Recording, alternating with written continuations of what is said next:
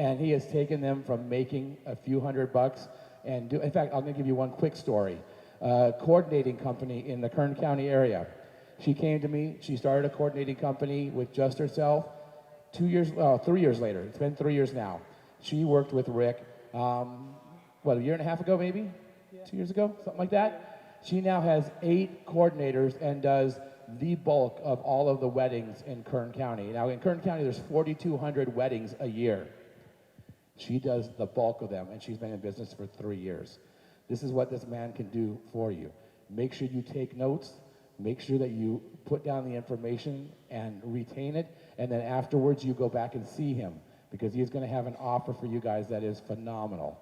So I'm going to let it go at that. We are live streaming right now on Facebook, so those of you that are on Facebook, those of you that take pictures, hashtag PBX16 or 2016. And without further ado, ladies and gentlemen, Mr. Rick Brewer. Thank you, Kyle. Appreciate it. Thank you.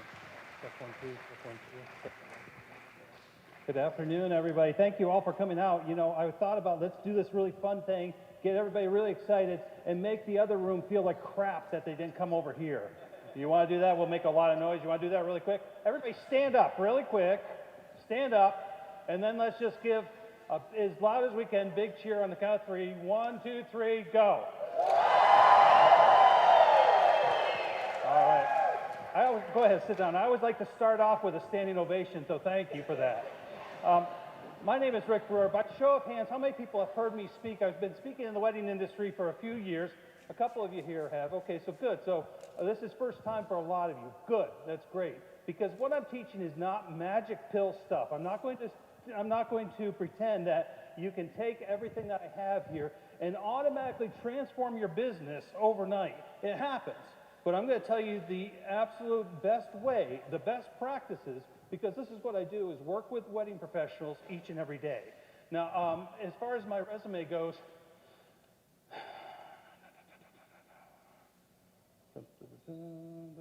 hold on.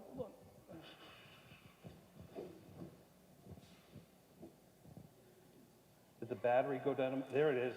Boom. All right. As far as my resume goes, that's wonderful and kind. All I want you to know is that I haven't read a book. I didn't take a course, and then all of a sudden I'm an expert. This is stuff that I've learned over 24 years in the wedding industry, and it works. But may I ask for 3 minutes at the end of my seminar, because with a crowd this size, inevitably there's a lot of people that want to hear more, that want to continue the conversation. And I don't like to sell from the stage, as they say. So I'm going to give you as much as I can in the next 30 minutes, and then I'll be here throughout the show. We're doing a master seminar tomorrow that some of you are coming to. But may I have 3 minutes at the end of the seminar, at the end when I'm done, to talk to you about the other stuff? Okay, thank you.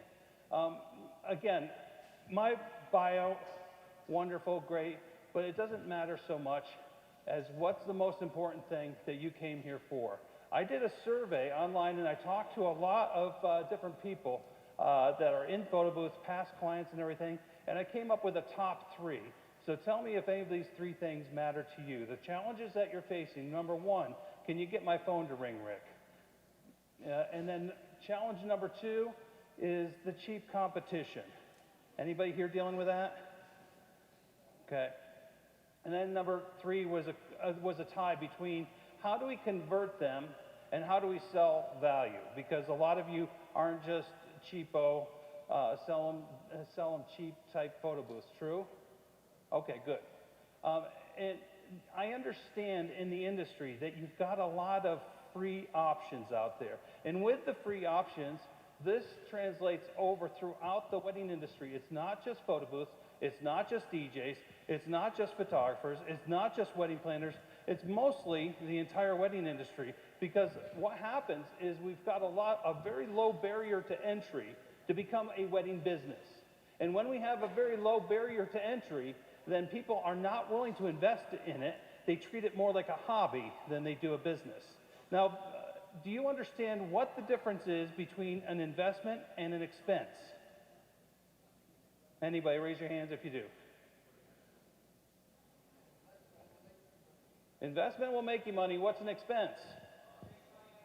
Takes money out of your pocket, right. So there's a lot of stuff that we get confused on, which are the investments and which are the expense.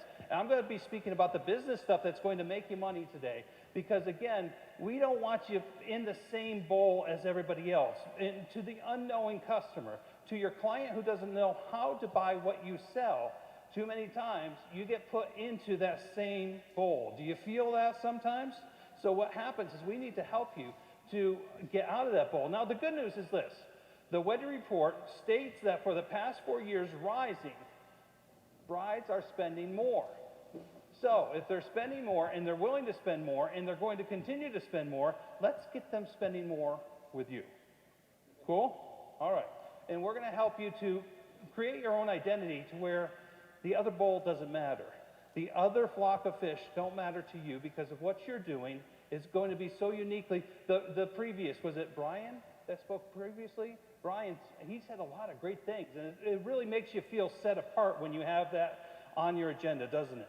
So we're going to talk about how to do that with your marketing message. We're going to talk about how to do that with your sales strategy so that you can do the same thing business-wise with the fundamental stuff that will help you to get out there and help you to our sales strategy. Make sense? Okay. Really quick, everybody pull out a piece of paper, or you can use your cell phone. So I'm going to give you 4 choices. I want to show you how psychologically we think. Okay? Everybody ready? Get a piece of paper so you can pick one of these choices so you're ready to go. I'm going to give you 4 choices. Now, without hesitation, I just want you to, no thought process, just go ahead and pick one of these. You ready?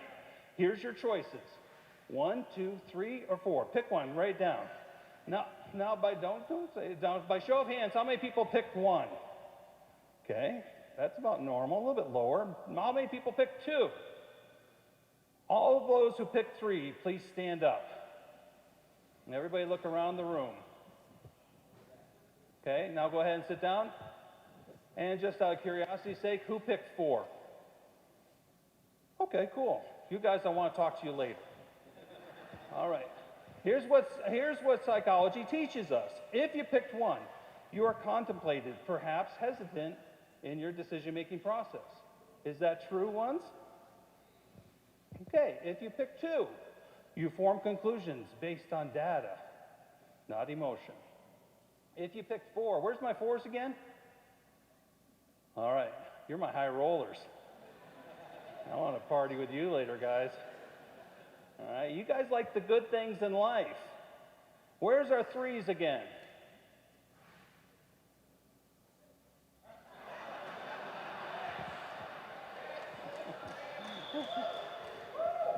We're in Vegas.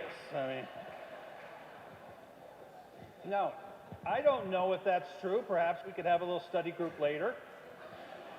But this is how buyers react when faced with 4 choices. Nobody wants the bottom choice, so that's out. They can justify not getting choice number 4 by saying, oh, okay, well, I didn't get the most expensive, which points them where? Right. Now, this is how we think. So this is just using psychology and perhaps setting up a package price. That might work, and I've done it in every segment of the industry where this has worked like a champ. Now, those of you who picked 2 and 3, raise your hands. Makes your job a little bit easier. By the way, this is a way where we can raise your prices without raising your prices. It's a little strategy that we set up to where we keep your low price low because people aren't going to buy it anyhow. Because typically with my clients, what happens is they end up coming right here in the middle somewhere is what they average out at the end of the year. So the way that brides buy, they have a process in a set way that I found is universal. What happens is we try to do it in our process, and that's where we end up colliding. But when we can help them to buy the way that they want to buy, that's where we win. Now, first we need to determine how many annual brides are in our area. There's typically more than enough brides than you're ever going to be able to service. By the way, anybody here want all the brides in your city? No, you don't. You really don't. You don't want the brides, sir. Do you want the brides who aren't going to pay you? No, you don't want the brides whose mothers are going to call you up 15 times a day and change their mind 17 times.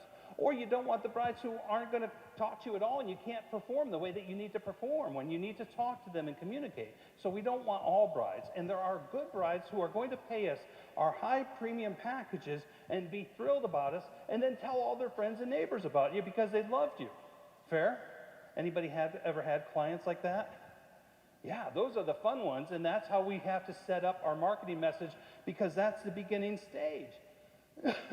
There's a difference between all those brides and prospects. So if we understand the difference between who's a prospective bride, then we have a better chance of melting our message to those brides that are prospective, not those who are never going to ever buy from us, but are mostly going to waste our time and frustrate us. Because it's not their fault that they can't buy from us, but we take it personal. Our businesses are our children. It's our babies. It's our creation. And when somebody comes in and says, well, I got a guy down the road that he gives me a Groupon for $200 for 3 hours. And it's like, that's an insult to us. That's like saying, hey, your kid's kind of ugly. You know, and that doesn't feel good. So we've got, don't take it personal, but there's just brides that can't buy from us, okay? Again, we need to be empathetic and help them understand better. So first step by the way, the difference is their priority. Some brides are just absolutely sold on the concept that they need to have a photo booth at their wedding. They are going to have one and it's going to be good. So those are your clients that you're looking for. First step in the process is they're going to do a search amongst you and all of your competition. They are going to look everywhere that they can.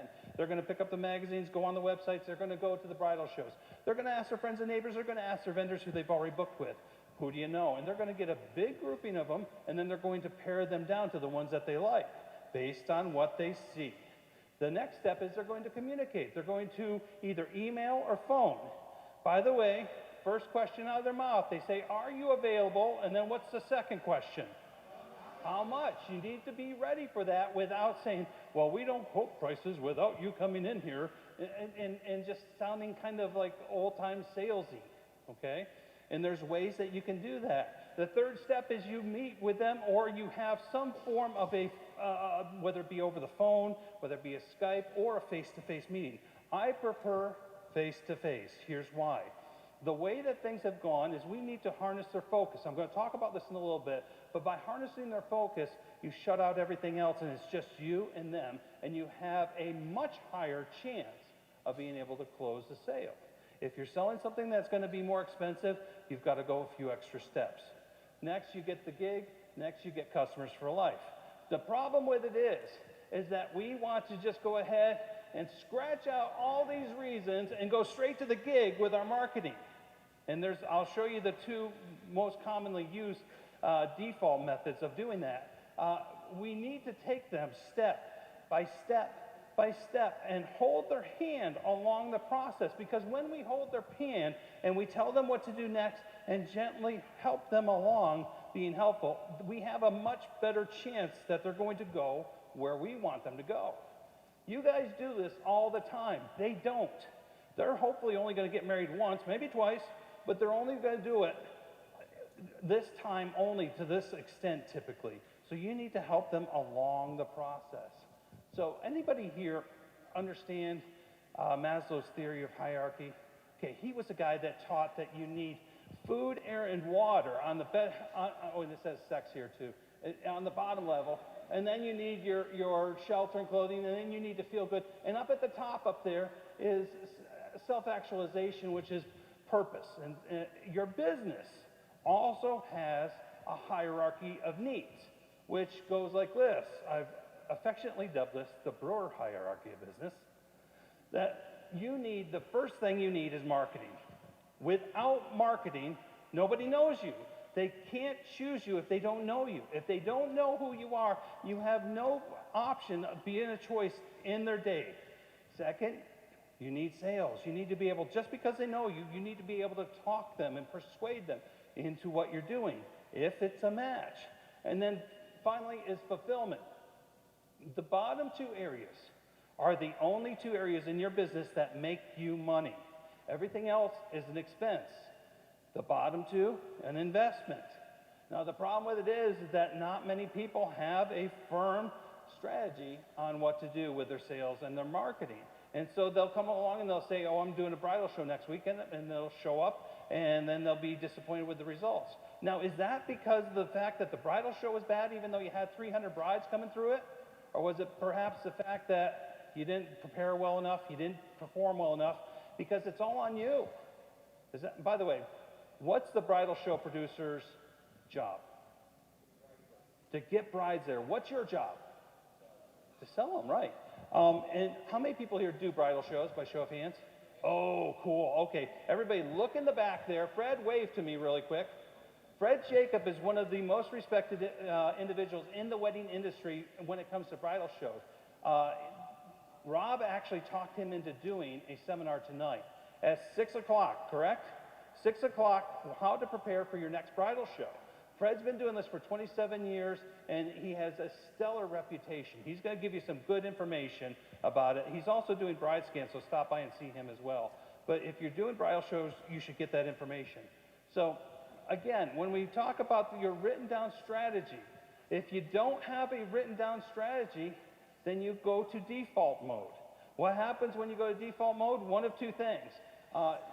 First one is the see me, love me, here I am strategy. Now, do you remember the movie Field of Dreams?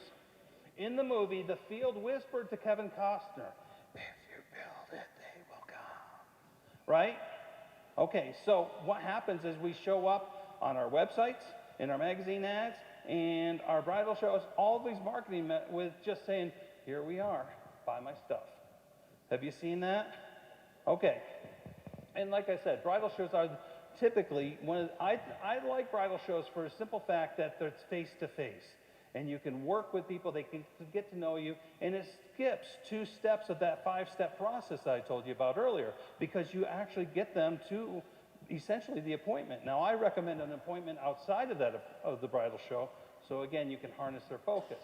Now, the second strategy is the outdated methodology. Let me share with you an outdated marketing or sales methodology. Anybody here recently buy a car? You did. What'd you buy? A Mazda 3? Is that new? Wow, you're doing pretty good. Congratulations. So when you went to buy that Mazda 3, did you happen to see one of those little wavy guys that does? Did you see that? Did that make you want to stop and buy that Mazda 3? Not so much. What if you saw a little gorilla? Would you be there then? If he's wearing shorts? What if he's wearing shorts, sunglasses, a rubber ducky, and holding a car? You're there now, right? Now, what are these meant to do? They draw attention, right? And so that's what we do with our ads a lot of times, with our message that we send out, whether it be through our website or whatever medium. If we send out the wrong message that's just going to be about, here we are, then that's not harnessing their focus, okay? 4 different ways that I've seen this outdated is immediate discounts. If you're automatically offering them a discount without knowing them, not the way to go. That doesn't get them to take the next step. Next, bluff statements like, we bring your dreams to reality. It's like unicorns and rainbows on your wedding day. They get so much of that. I've actually owned wedding magazines where I had a florist and a wedding dress shop, and they had the exact same headline. And those headlines do not speak to the bride. They speak about what we want to say with a lot of times untrained marketing. Then too much information. It's like trying to put a size 12 foot into a size 8 shoe. It's too small, it's just too wordy, and they're never going to read it. And then the 4th way I've seen it is lack of control. You don't tell them what to do next. If you control the sale, you've got a better chance of getting the sale, or at least getting them to the point to where they trust you, and they'll say, gosh, it's just not a match. And that's okay. A yes, a no, or a maybe. Cross out the maybe. You don't want maybes, because if you're sitting on maybes, you're going to be sitting there waiting a long time. Okay? 3 things I want to talk about. I want to talk about marketing effectively, harnessing focus, and building value. The strategy thing that I talked about, as far as your marketing strategy go, by the way, I'm talking very fast because this is normally an hour-plus seminar that I do that I'm having to cut in half. So talking fast for that purpose. Your strategy should be fourfold. Number 1, online. Number 2, offline. 3, word of mouth. And 4, your investment strategy. Let me tell you what those look like. Online is everything online as far as your internet, your website, anything that you're doing with Wedding Wire or any of the other sites. I suggest that you focus 50% of your energy and that you focus 50% of your efforts and money on a line. Number 2, offline, bridal shows, print and postcards. If you're doing I don't recommend, by the way, that you do business cards. I've had people want me to do a seminar on business cards. Business cards are not supposed to do business. Do postcards, do something bigger, because you can put that information on and the cost of printing is just about the same, and you can put more information on there that matters to the bride. And by the way, you've got to be visual. Word of mouth comes from 2 sources. Number 1, it comes from satisfied past clients, and number 2, it comes from fellow vendors. If you have a strategy, it's no state secret where the brides begin their buying. They start with the bridal dress shops and the reception venues. So it's no secret about that. And so you've got a guy that wakes up one Sunday morning and says, gosh darn it, that wedding was fun. I think I'm going to build a photo booth. And then where's the first place he wants to go? Yeah, he wants to go to those places. So this is what I suggest you. Form the strategy. I have one of my courses that's specifically on getting on the preferred vendors list, because there's a lot of things that you can do that will keep you off that list. Okay? And then investment strategy. These are the things that take time, such as SEO, such as relationships, that you need to start now. So these are the 4 quadrants of your marketing strategy that you should be working on. All right, let's talk about harnessing focus. We've already said that harnessing, you can't just scream to catch their attention. You can't do flippy-floppy stuff that's going to catch their attention and keep their attention. Okay? This is what I want you to keep in mind. You've got a lot of competition out there that for her attention. And just sending her one email, just putting one post on Facebook, it's not enough. With all of this attention, she gets confused. When the mind is confused, what happens? It shuts down. You can't make a decision if you're confused. So we've got to keep her going with this, and this is how we do it. Harnessing her focus, just remember this. Keep it short and simple. Think about Apple, how uncluttered their stores are, how uncluttered their marketing is. Short and simple to the point. That's the way you want to go. Okay, I want to show you something really cool about focus. Can everybody play along with me and trust me for just a minute? I'm not going to do anything goofy. I'm not going to do anything weird. But if you would trust me for just a minute, if everybody would play along with me, I want you to look at your hands. Put your hands up in comparison. You've got a line of your skin down at the bottom. If you match those lines up at your wrists and put your hands together like so. We got it? Now I want you to look. One hand out of the 2 is going to be slightly, maybe a lot longer than the other one. You got that hand? Okay, go ahead and put that hand behind your back. We don't need it. Because what we're going to do is we're going to make this hand grow longer. Now I've got some ground rules. We cannot giggle. We can't bust our friends' chops. We got to stay focused as possible. And we can't talk. We can't yell things out. Just keep contained. Keep within your own sphere. I want you to focus as hard as you can and follow my instructions. I want you to get that hand as close to your face as you can while still focused. And think in your mind that this hand is growing longer.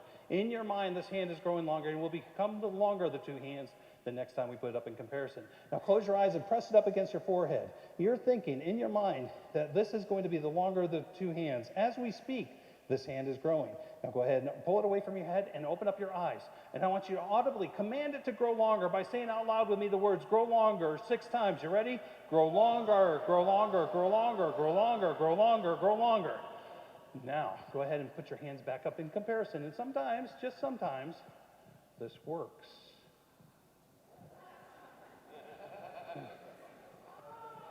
It worked. By the way, gentlemen, this has only been proven to work with hands. So during my question and answer period, you don't want to talk about it. Okay? By the way, it also works with the power of comparison. So if you walk into the bathroom and you hear two guys saying, grow longer, grow longer. Now, what did I do there? Did I do something magical or mystical? No, I just talked to your subconscious, and their subconscious mind will control your lives. By the way that you think, that's where you go. So if you think that there's no brides out there spending money on top packages, guess what you're going to find? If you think that the competition is just eating your lunch, what do you think you're going to find? So you've got to train your focus on everything as possible and probable by getting out there and doing it right. Just adjust, just tweak. You guys are successful. You're here. You guys are the pros. You're not the cheapo guys. You guys are the ones that the brides need. So we talked about harnessing the focus. Let's talk about building value. When we're talking about building value, there's typically 4 elements that I work on to help build value. But the number one thing that I want you to do is to educate. But when you're educating on building value, I don't want you to educate on what you think you need to educate on. I want you to educate on the emotional results. The emotional results are the reasons why she's buying your stuff. The wants, not the needs. Okay? Think about brownies. You got the best brownie recipe in the world. There are ingredients and processes that go into all of it. And if you want to jump out of that bowl and get into it, then you need to make your effective marketing with the ingredients and processes, your value ingredients and processes, your powerful persuasion ingredients and processes. And when you have all these ingredients, how do you think you're going to feel about price? Feel better? Yes? Okay. How do you feel about the competition? Feel warm and fuzzy yet? There we go. Okay. 3 things we talked about. Get my phone to ring, cheap competition, conversion, value. Effective marketing covers that. Value covers that. Powerful persuasion. I'm going fast because we can't teach a kid to play guitar at a seminar. We've got 30 minutes here today. 2 minutes? Oh, 2 minutes left. Wow. All right, listen, I asked for 3 minutes. I'm going to take 2 of them. Yeah. So I'm going to go quickly here. I've got a whole bunch of courses. I call it the Business of Weddings course that has 20 audio courses that you've listened to me for a half hour now. This will give you over 20 hours of audio instruction on how to do it. Okay, I also have the Master Your Marketing Seminar where we're going to spend 2 hours together tomorrow. It's supposed to end at 6 o'clock, but we're going to go a little bit later. Or no, it's supposed to end at 4:30. We're going to go to at least 5. Okay? That usually sells for $199. I put it on sale for $149, and I made my sign, but then Rob talked me into going even lower. So we're going to get that lower. And then the Master Your Marketing Seminar is $89, normally $129. Buy them both together, $199. I'm at the back of the room for those sales. You can avoid the line if you got cash. Cash is king. I'll even give you a discount to pay your ATM fees for that because they're a little bit expensive here, and we'll mark it down to $120. Or you can go online right now. This will only be up today. This link right here if you want to buy it. Ladies and gentlemen, thank you for coming out, but let me say this one last thing. You can, you should, you will get better at this stuff when you focus on it. So get out there and do it. The brides need you. Thank you very much. Ladies and gentlemen, Mr. Rick Brewer.